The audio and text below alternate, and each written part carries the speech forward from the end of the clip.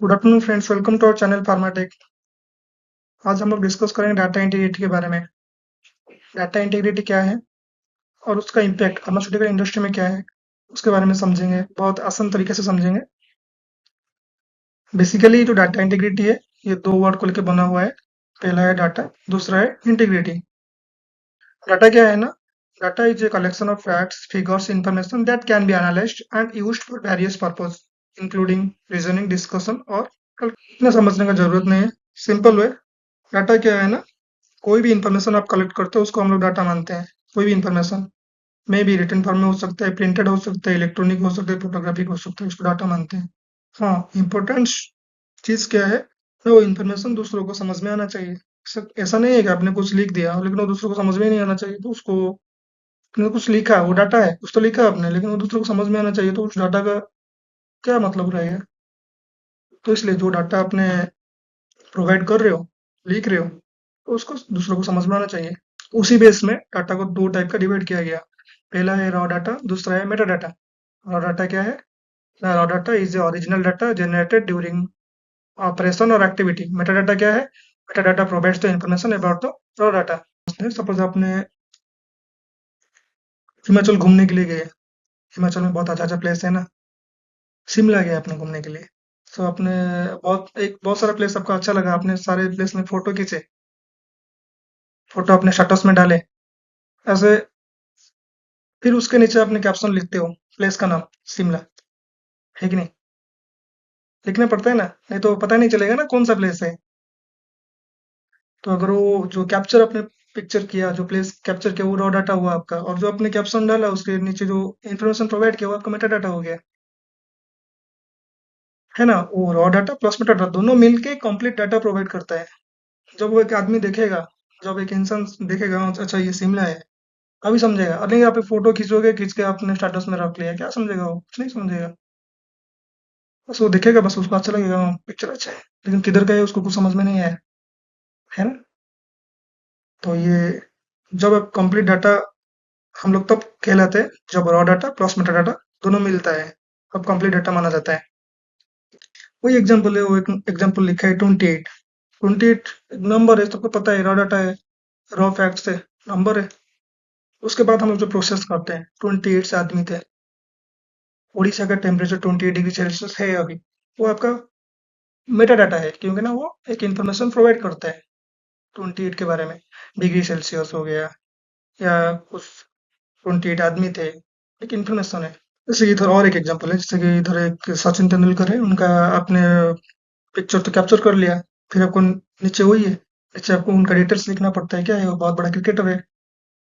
और एक ये क्या, एक ऑयल है, कौन सा ऑयल है अभी कुछ पता नहीं चल रहा, ऑयल है बस पता चल रहा है देख के, कुछ तो है, लिक्विड फॉर्म में है, ऑयल है, कुछ भी हो सकता है। फिर आपने लिखा, उसको इन्फॉर्मेशन दिया पाम ऑयल। तो फार्मा में कंप्लीट इन्फॉर्मेशन जरूरी है। अगर आप कुछ भी चीज कर रहे हो, अगर आप कंप्लीट इन्फॉर्मेशन नहीं दे रहे हो ना, प्रॉपर लेबलिंग होना चाहिए, यही सब चीजें, प्रॉपर डाटा अगर आप प्रोवाइड नहीं कर रहे हो, तो उसका कुछ मतलब ही नहीं रहता है। डाटा में भी फैक्ट्स हो सकता है, नंबर हो सकता है, मेजरमेंट, इंफॉर्मेशन, ग्राफ्स, कुछ भी हो सकता है। ग्राफ्स आपका क्रिकेट स्कोर के टाइम पे जब स्कोर का लेवल दिखाने के लिए ग्राफ्स में शो करता है। अब देखेंगे, समझेंगे इंटीग्रिटी क्या है। इंटीग्रिटी क्या है ना? ट्रस्ट है, ऑनेस्टी है, ईमानदार, भरोसा। इंटीग्रिटी का मतलब यही होता है, भरोसा रहना चाहिए, ईमानदार होना चाहिए। क्या ईमानदार होना चाहिए? ईमानदार यही होना चाहिए कि जब कोई नहीं देख रहा है, लेकिन हम सही चीज करेंगे, गलत नहीं करेंगे। कोई देख रहा है या नहीं देख रहा है, उससे कोई मतलब नहीं, लेकिन हम जो करेंगे वो हम सही से करेंगे। जो इन्फॉर्मेशन हम प्रोवाइड करेंगे वो सही प्रोवाइड करेंगे, है ना? वही इंटीग्रिटी। सो वही बोलता है वो, the right thing even when no one is watching. जब कोई नहीं देख रहा है तो राइट थिंग्स प्रोवाइड करना है, उसको इंटीग्रिटी बोला जाता है। सबको पता होगा रनबैक्सी एक बहुत बड़ा कंपनी था, एक टाइम पे टॉप में था रनबैक्सी। ये डाटा इंटीग्रिटी इतना बड़ा इम्पैक्ट देता है इंडस्ट्री को, इंडस्ट्री क्लोज हो जाता है। रनबैक्सी 2008 में कुछ इश्यूज आया था, उसके बाद ये जो कंपनी है ये क्लोज हो गया था। अभी उसको सन फार्मा खरीद लिया है उस कंपनी को, लेकिन ये क्लोज हुआ था। एक्चुअली मेन बात क्या है ना, डाटा इंटीग्रिटी होना चाहिए, बट डाटा इंटीग्रिटी इश्यूज नहीं होना चाहिए, क्योंकि ना फार्मा जो है एक बहुत बड़ा नोबेल प्रोफेशन है। पेशेंट आपके ऊपर ट्रस्ट करके मेडिसिन लेता है, तो उसको कुछ मालूम नहीं है, वो बस आपके ऊपर ट्रस्ट कर रहा है, मेडिसिन ले रहा है, तो उसका ट्रस्ट को तोड़ना नहीं चाहिए। ये काम पूरे फार्मासिस्ट का है। हाँ, मेनली ज़्यादातर इश्यूज़ क्यों आता है, ज़्यादातर इश्यूज़ क्यों डाटा इंटीग्रिटी जो इश्यूज़ आता है, क्यों आता है? क्यों आता है ना, माइंडसेट क्या है ना आदमी का, गलती हो गया, उसी टाइम मान लो, सर मेरे से गलती हो गया, लेकिन आदमी क्या करते हैं, मानते नहीं है।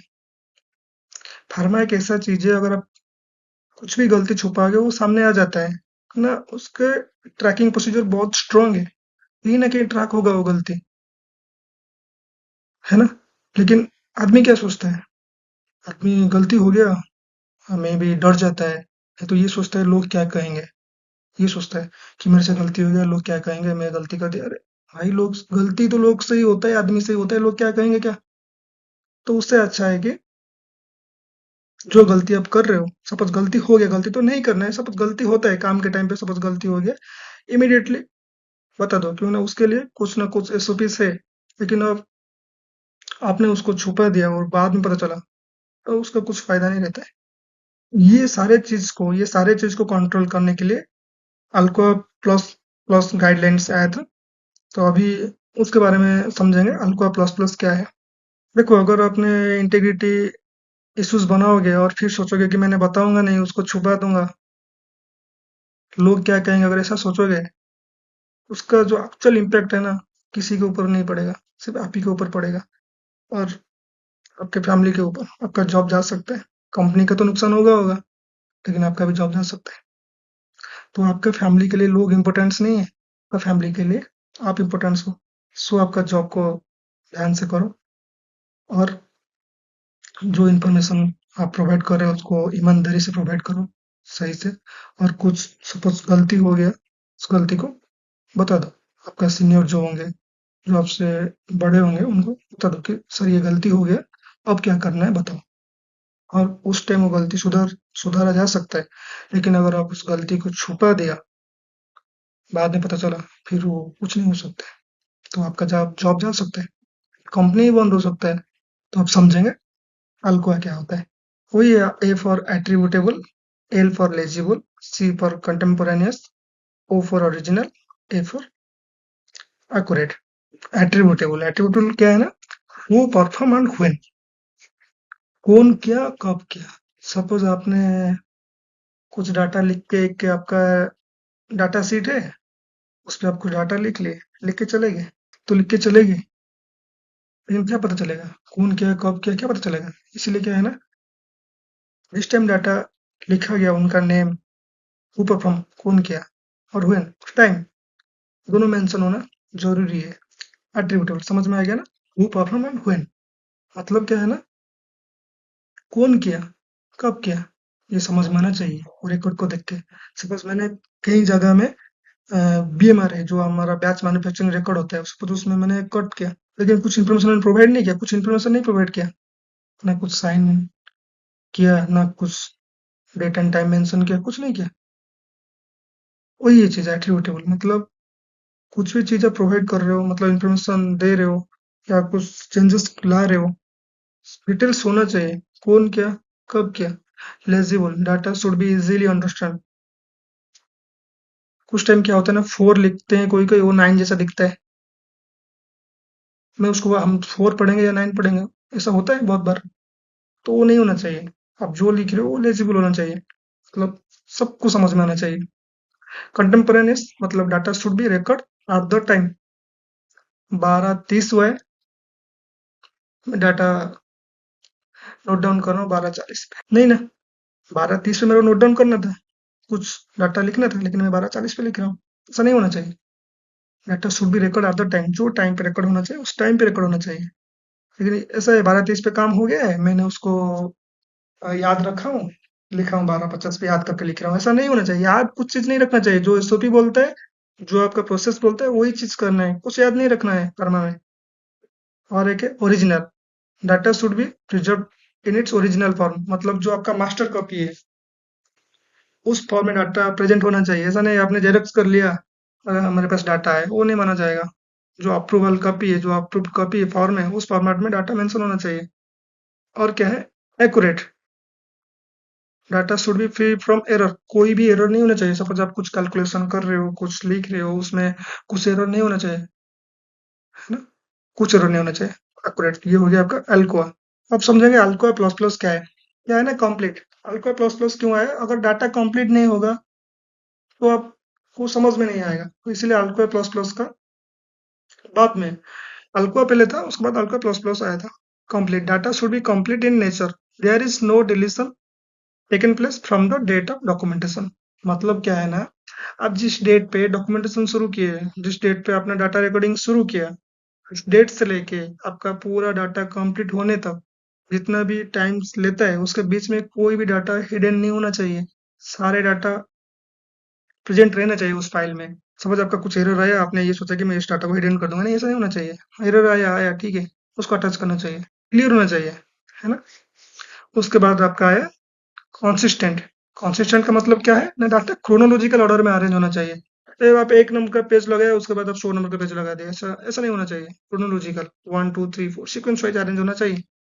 कंसिस्टेंट रहना चाहिए। और दूसरा चीज क्या है, सब एक ही प्रैक्टिस फॉलो करना चाहिए। लेकिन कोई आता है, मतलब एक प्रैक्टिस, आपका एसओपी एक है, लेकिन कोई दूसरा दूसरा प्रैक्टिस फॉलो कर रहा है, ऐसा भी नहीं होना चाहिए। और उसके बाद आपका आ गया एंड्यूरिंग। एंड्यूरिंग क्या है ना, डाटा लंबे टाइम तक टिकाऊ होना चाहिए, है ना? लंबे टाइम तक आप जो डाटा मतलब स्टोर कर रहे हो, सपोज आपका कुछ प्रिंट आउट्स हो गया, कुछ जेरॉक्स हो गया, कुछ आप डाटा स्टोर कर रहे हो, वो लंबे टाइम तक रहना चाहिए। ऐसा नहीं है कि मतलब उसने मिट गया, आपने कुछ प्रिंट आउट्स रखा, उसमें इंक ही चला गया, पता नहीं चल रहा है क्या लिखा है, तो उस डाटा का कुछ फायदा नहीं है उसको रख के, है ना? और एक है अवेलेबल। अवेलेबल क्या है, जब मतलब सपोज आपका रिव्यू का टाइम आता है, कभी कभी ऑडिटर आता है, कब जब भी मांगता है, हम लोग प्रोवाइड कर सकते हैं। अवेलेबल होना चाहिए, ऑल डाटा अवेलेबल होना चाहिए, review time at any time. जब भी मांगता है आपको, मेरे को ये डाटा चाहिए, हाँ सर लीजिए ये डाटा, प्रोवाइड होना चाहिए उसको। और लास्ट में क्या आता है, traceable. Data should be traceable throughout the data life cycle and changes should be recorded as the part of the metadata. मतलब कुछ भी चेंजेस आप कर रहे हो डाटा में, वो आपका पार्ट ऑफ, मतलब सब ऑडिट ट्रायल के थ्रू आपको डिटेल्स इन्फॉर्मेशन होना चाहिए, आपने क्या चेंजेस किया, क्यों किया, सब ट्रेसेबल होना चाहिए। ऐसा आपने कुछ चेंज कर दिया लेकिन कोई ट्रेस नहीं कर रहा है, ट्रेस नहीं कर पा रहे, अरे क्यों चेंज हुआ? आपने कुछ पहले तो पुराना एक बैलेंस था, आपने कुछ नया डाल दिया उसमें, कुछ आपने मेंशन ही नहीं किया, क्या है? ऐसा नहीं होना चाहिए, ट्रेसेबल होना चाहिए। कुछ भी मतलब, कोई भी क्वेश्चन मार्क लगाते हैं उसका आंसर होना चाहिए, हर चीज ट्रेसेबल होना चाहिए फार्मा में। ये आपका एग्जांपल है डाटा एंटिटी का एट्रीब्यूटेबल। जैसे कि इधर आपका कॉट हुआ है, डेट और साइन, कौन किया, कब किया, सिंपल। और ये आपका कंटेम्पोरेनियस, 14:45 का टाइम है, लेकिन डाटा रिकॉर्ड हो रहा है 14:50 पे। 14:45 टाइम है, डाटा रिकॉर्ड हो रहा है 14:45 में, ये सही है। उसके बाद आपका लेजिबल। क्या लिखा है, कुछ समझ में नहीं आ रहा है, ऐसा क्लियर फॉर्म में समझ में आना चाहिए। ट्रांसक्रिप्शन एरर लिख के फिर दोबारा लिखा है, लेजिबल होना चाहिए। ओरिजिनल, कोई जेरॉक्स फॉर्मेट कॉपी ऐसा नहीं रहना चाहिए, ओरिजिनल जो है आपको मतलब मास्टर फॉर्मेट में लिखना है। ये आपका अल्कोआ प्लस प्लस साइकिल है, देख लीजिए उसको। Thank you.